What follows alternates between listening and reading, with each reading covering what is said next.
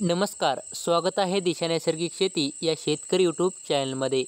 उद्या 21 ऑगस्टला कोणत्या जिल्ह्यात जोरदार पावसाची शक्यता आहे हे आपण पाहणार आहोत.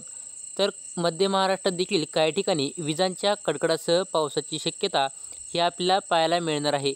मराठवाड्यात ताशी 30 ते 40 किलोमीटर वेगाने वारे वाहू शकतात असाही अंदाज हवामान विभागाने वर्तवला आहे. मराठवाड्यात काही ठिकाणी विजांच्या कडकडासह हलका ते मध्यम स्वरूपाचा पाऊस पडण्याची शक्यता आहे. त्यासोबतच विदर्भात सर्वत्र विजेचा कडकडाट आणि पावसाचा इशारा देखील देण्यात आला आहे.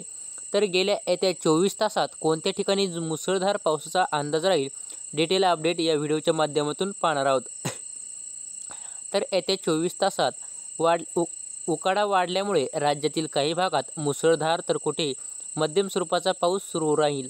तर हवामान विभागाने उद्या म्हणजेच 21 ऑगस्टला रत्नागिरी, सिंधुदुर्ग, जळगाव, पुणे, सातारा आणि सांगली या जिल्ह्यात येलो अलर्ट जारी केला आहे.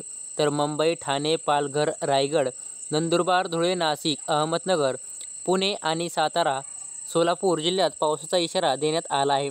तर मराठवाड्यातील छत्रपती संभाजीनगर, जालना, बीड, परभणी, धाराशिव जिल्ह्यात ढगांच्या गडगडासह मुसळधार पावसाची शक्यता आहे.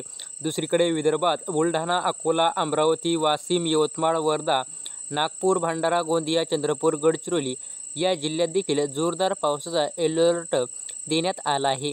हा 21 ऑगस्टचा अंदाज आहे.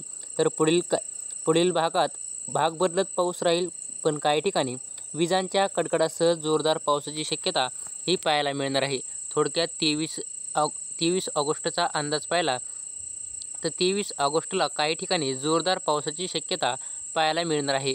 गोंदिया, नागपूर, अमरावती या ठिकाणी जोरदार पावसाचा अंदाज राहील. यानंतर छत्रपती संभाजीनगर, बीड, माजलगाव, केज, करमाळा या ठिकाणी देखील जोरदार स्वरूपाचा पाऊस आपल्याला पाहायला मिळणार आहे. असेच नवीन अपडेट जाणून घेण्यासाठी आपल्या चॅनलला सबस्क्राईब करा. धन्यवाद.